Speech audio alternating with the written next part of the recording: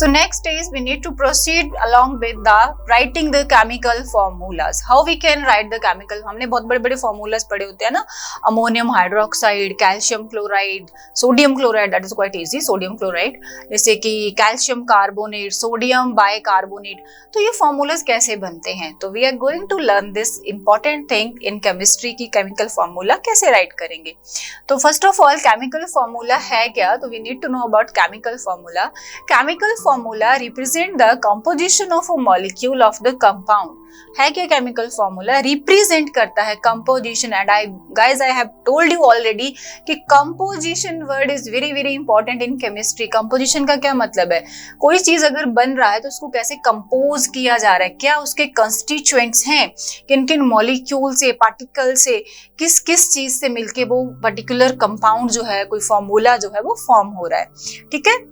The chemical formula represent the composition of a molecule of the compound in term of symbol of element present in it. क्या है chemical formula? किसी भी particular chemical compound की हमें क्या बताता है? composition, किसमें क्या क्या डल रखा है, किसकी help से? symbols की form में. वो element है उसका symbol. तो you guys can come to know this thing कि this symbol is going to play very very important role because symbols जो हैं chemistry के क्या हैं? बेसिक्स हैं and along with their atomic numbers. very very important thing. atomic number पता होगा तभी तो फॉर्मूला बनाना आएगा हमें. ठीक है. First of all symbol, atomic number, then distribution of electron, valency. very very very important. next is we can see here along with the examples कि कैसे हम बनाने जा रहे हैं chemical formula. so criss cross rules for writing the chemical formula. तो सबसे पहला हमारे पास different rules हैं. first of all criss cross rule हैं, different varieties हमारे पास आएंगे, कैसे इसके साथ हम proceed करेंगे. तो first case है write the correct symbol of two elements. for example अगर आपको formula दिया जाता है कि write down the chemical formula of aluminium oxide, तो सबसे पहला step क्या रहेगा बच्चे? जो आपको उस formula में, उस particular name में, उस compound के जो जो element दिख रहे हैं, जैसे हमें एल्यूमिनियम ऑक्साइड में पता चल गया एल्यूमिनियम है और ऑक्सीजन है, यही मतलब हुआ. तो हम क्या करेंगे? दोनों का क्या लिखेंगे? फॉर्मूला लिखेंगे. This is very very first. जो भी हमें नाम मिलने वाला है, और ये कब पता होगा हमें? जब हमें एलिमेंट्स के नाम भी पता होंगे और उनके सिंबल्स पता होंगे. और कैसे पता होंगे? लर्न करके, है ना. We need to go through all this things. Next is if another we can see afterward writing this, नाम लिखने के बाद second we need to do what? हमें उसकी करेक्ट वैलेंसी लिखनी है. What we need to do? After writing the name, after seeing the name of that particular compound, हम क्या करने वाले हैं? उसका नाम के अकॉर्डिंग सिंबल लिख देंगे, सिंबलाइज करेंगे. जैसे एल्यूमिनियम का Al लिख रखा है, ऑक्सीजन के लिए O लिख रखा है. You can see in the image. Fine. And if second case में हम देखें, after writing the symbols we need to proceed with the second step and that is valency. तो वी नो दैट एल्यूमिनियम का atomic number 13 था. कितना आया था? 283. 3 plus वहां पे लिख रखा है.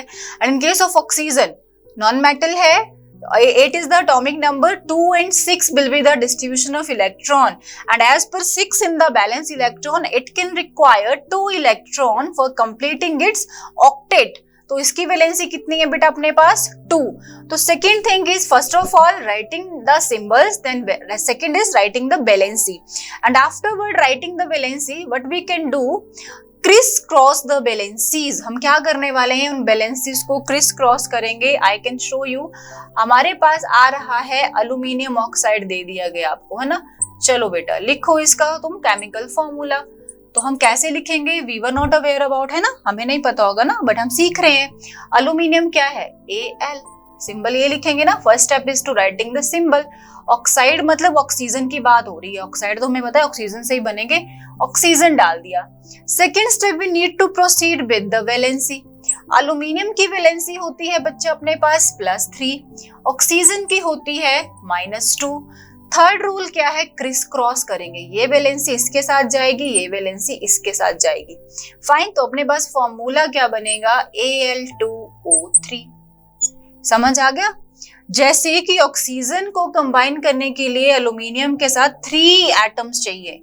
फाइन. बिकॉज इसकी वैलेंसी कितनी है? 3. एल्यूमिनियम को इसके साथ चलने के लिए कितने चाहिए? 2. तो इसको ट्वाइस कर दिया, मतलब दोनों के इक्वल होंगे. तो इसकी वैलेंसी 3 है, इसकी 2 है.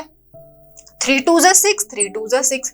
तब भी तो इक्वल बॉन्ड बनेंगे ना, 6 हो गए दोनों के एटॉमिसिटी मिला के, क्या बनेगा, ये वाला कंपाउंड फॉर्म होगा। Criss cross rule of the writing valency.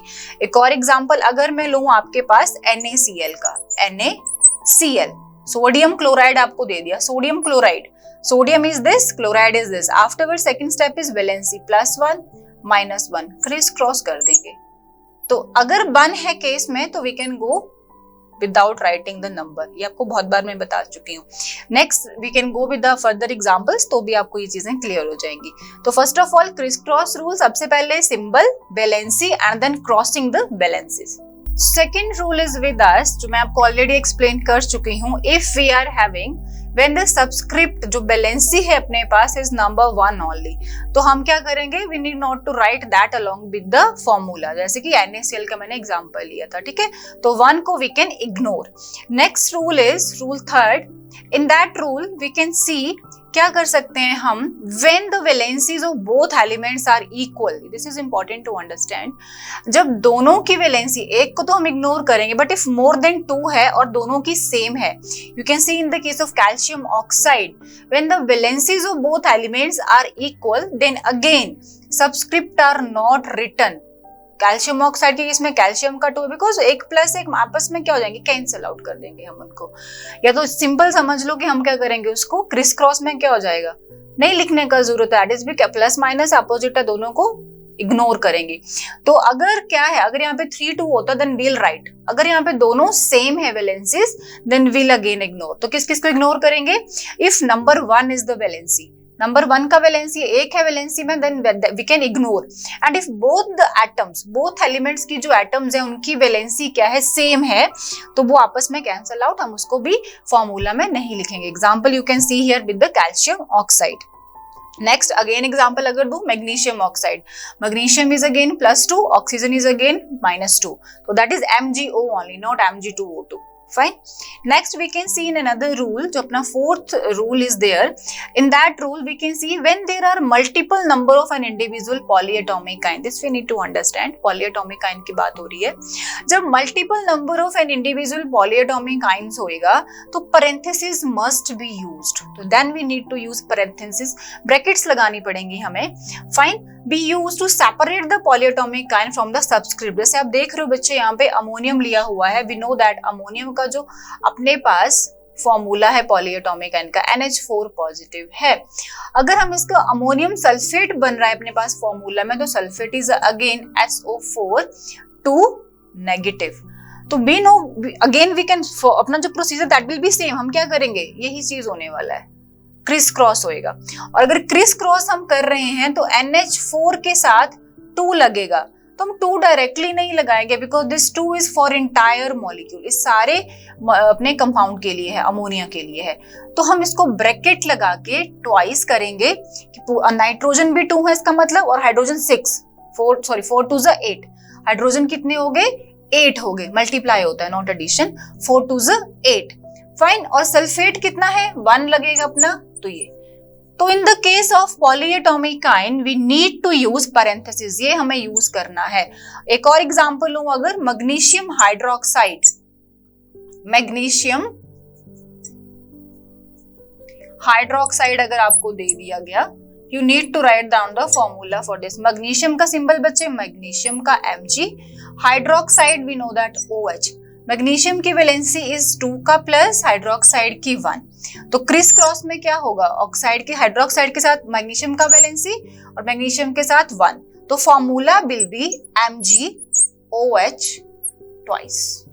तो वी नीड टू, अगर हम यहाँ पे ऐसे लिख देते फॉर एग्जांपल MgOH2, इसका क्या मतलब होता बेटा, दिस इज द एटॉमिसिटी, ठीक है, जिस एटम के साथ पैरों में लगा रहता है number, that will B it's atomicity. इसको हम क्या नहीं मानेंगे, प्रॉपर इसका नंबर ऑफ पर्टिकुलर, ये तो पॉलीएटॉमिक है ना, तो दोनों के लिए सेम चलेगा, तो यहाँ पे तो सिर्फ हाइड्रोजन के लिए काउंट करेगा, ऑक्सीजन के लिए नहीं। So that's why we need to use parenthesis here. तो this is the case of polyatomic ions.